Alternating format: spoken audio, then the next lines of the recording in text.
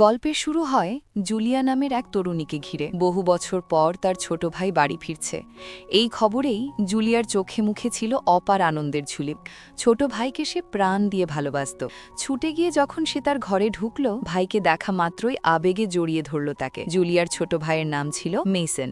সেও জুলিয়াকে সমানভাবে ভালোবাসত। তাদের আরেকজন ভাইও ছিল, তবে সে সবসময় নিজের মধ্যেই ডুবে থাকত, কারোর সঙ্গে খুব একটা মিশত না। মেসন শহরে পড়াশোনা করতে গিয়েছিল এবং পুরো 5 বছর পর সে বাড়িতে ফিরে এসেছে। শৈশব থেকেই জুলিয়ার মেসনের সম্পর্ক ছিল অসম্ভব ঘনিষ্ঠ, তাই দুজনের মধ্যেই ছিল গভীর ভালোবাসা ও টান।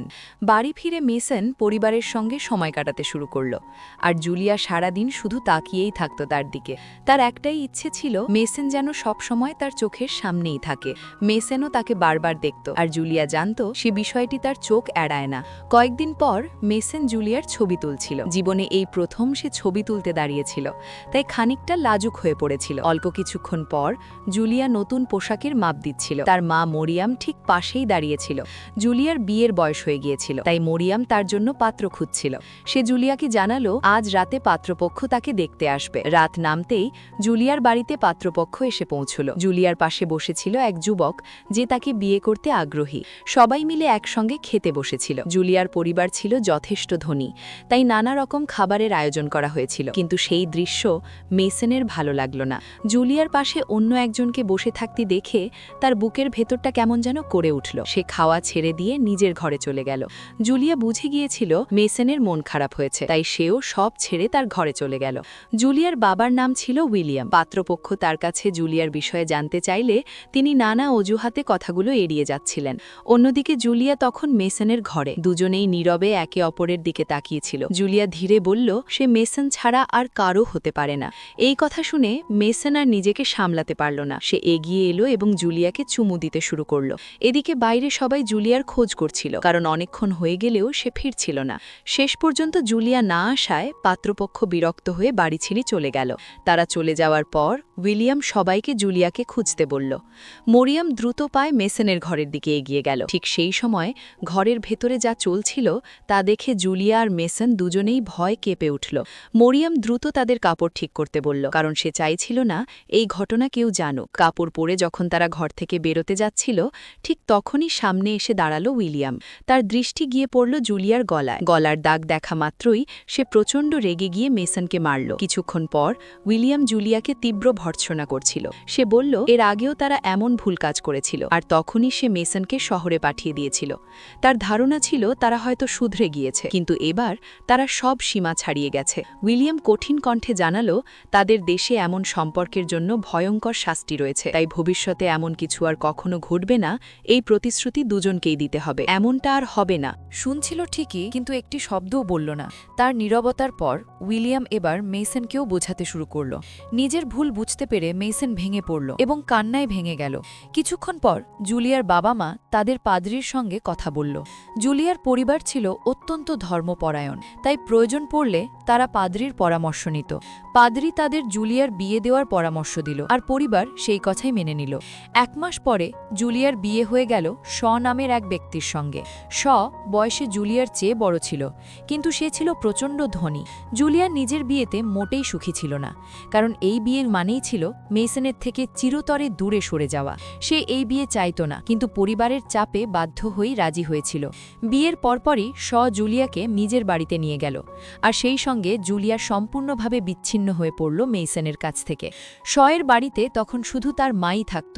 রাতে শ যখন জুলিয়ার কাছে আসার চেষ্টা করল, জুলিয়া তাকে থামিয়ে দিল। শয়ের প্রতি তার মনে ছিল গভীর ঘৃণা। সে শকে ঘর থেকে বের করে দিয়ে একাই শুয়ে পড়ল।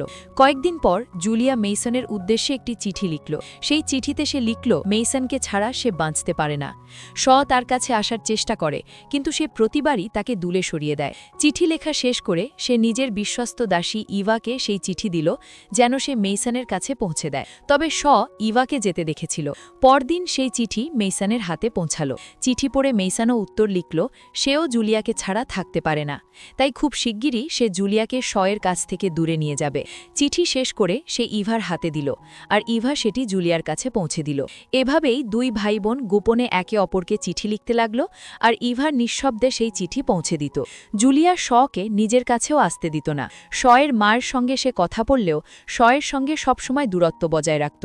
জুলিয়া যেভাবে শকে উপেক্ষা করছিল তাতে শয়ের মনে সন্দেহ জন্মাতে শুরু করল। তার মনে হতে লাগল নিশ্চয়ই জুলিয়ার জীবনে অন্য কেউ আছে। ইভাকে জুলিয়ার ঘরে আসা যাওয়া করতে দেখেও তার সন্দেহ আরও গভীর হয়ে উঠল। একদিন ইভা যখন জুলিয়ার লেখা চিঠি নিয়ে বেরোচ্ছিল, পথেই তাকে থামিয়ে দিল। সে ইভার তল্লাশি করল এবং তার হাতে জুলিয়ার লেখা চিঠিটি পেয়ে গেল। চিঠিটি পড়ে এতটাই উন্মত্ত রাগে ফেটে পড়ল যে সে ইভাকে নির্মমভাবে হত্যা করল। পরদিন জুলিয়া যখন ইভার খোঁজ করল, তাকে একটি চিঠি দিল। সেই চিঠিটি ছিল এর বানানো মিথ্যে চিঠি। সেখানে লেখা ছিল ইভা ডাকি চিরতরের জন্য গ্রামে চলে যাচ্ছে। চিঠিটি পড়ে জুলিয়া গভীর আঘাত পেল এবং অজ্ঞান হয়ে মাটিতে লুটিয়ে পড়ল। এরপর থেকে দুই ভাইবোন আর একে অপরকে চিঠি পাঠাতে পারল না। সেই বিচ্ছেদে দুজনেই নিঃসঙ্গ ও বিষণ্ণ হয়ে পড়ল। কয়েকদিন পর এর বাড়িতে এক যুবক পরিষ্কার পরিচ্ছন্নতার কাজ করতে আসলো। সুযোগ বুঝে সে জুলিয়ার ঘরের কাছে গিয়ে তাকে মেইসনের লেখা একটি চিঠি দিয়ে গেল। সেই চিঠিতে লেখা ছিল আজ রাতেই সে জুলিয়াকে নিতে আসবে। রাত নামতেই জুলিয়া পালিয়ে যাওয়ার জন্য প্রস্তুত হয়ে গেল। মেইসন কোনোভাবে এর বাড়িতে ঢুকে পড়ল। সেখানে তার মুখোমুখি হল কিন্তু মেইসন তাকে আঘাত করে জুলিয়াকে নিয়ে পালিয়ে গেল। এরপর সে সোজা নিজের ঘরে নিয়ে এলো। পরের সকালে উইলিয়ামের বাড়িতে পরিষ্কার চলছিল। হঠাৎ এক দাসী ছুটে এসে মরিয়মকে জানালো জুলিয়া মেসনের ঘরে রয়েছে। কথাটি শুনেই মরিয়ম তড়িঘড়ি মেসনের ঘরে ছুটে এলো। সেখানে জুলিয়াকে দেখে সে ভীষণ রেগে গিয়ে তাকে মারতে লাগলো। এরপর মরিয়ম সবকিছু উইলিয়ামকে জানালো। সব শুনে উইলিয়ামও গভীরভাবে ভেঙে পড়ল এবং দুজনের এই আচরণে সে অসীম দুঃখ পেল। সেই রাতেই মরিয়ম জুলিয়া আর মেসনকে প্রস্তুত করল এবং তাদের চিরদিনের জন্য বাড়িকে তাড়িয়ে দিল। মরিয়ম যে দেশে বাস করত সেখানে এমন সম্পর্কের জন্য ছিল কঠোর শাস্তির বিধান। সে দুজনকেই পুলিশের হাত থেকে বাঁচাতে চেয়েছিল, তাই এই কঠিন সিদ্ধান্ত নিয়েছিল। ভোর হতেই দুজন গভীর জঙ্গলে পৌঁছে গেল। তারা সিদ্ধান্ত নিল জঙ্গলের ভেতর দিয়েই অন্য এক শহরে পৌঁছাবে। কিন্তু রাত নামতেই পুলিশও জঙ্গলে এসে তাদের খোঁজ শুরু করল। মেসেনের আঘাত থেকে বেঁচে গিয়েছিল, আর সেই প্রতিশোধ পরায়ণ মানুষটাই এখন দুজনের কঠিন শাস্তি নিশ্চিত করতে চাইছিল। পুলিশ পুরো জঙ্গল চষে বেড়াল, কিন্তু সময় থাকতে জুলিয়া আর মেসন লুকিয়ে পড়ায় তাদের খুঁজে পাওয়া গেল না।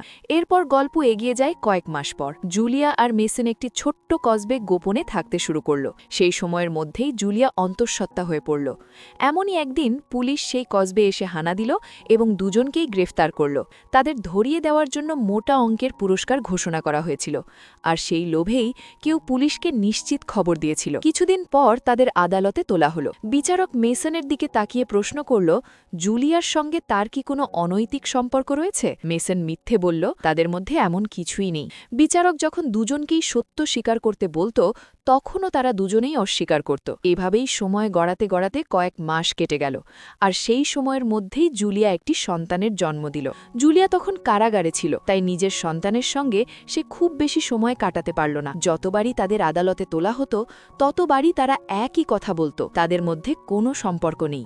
একদিন বিচারক জুলিয়াকে জিজ্ঞেস করল 10 মাস আগে এর বাড়ি থেকে পালিয়েছিল। সে জানতে চায় তার সন্তানের পিতাকে। এই প্রশ্ন শুনে জুলিয়া একেবারে চুপ করে থাকল। তার এই নীরবতাই ধীরে ধীরে তার জন্য ভয়াবহ হয়ে উঠল।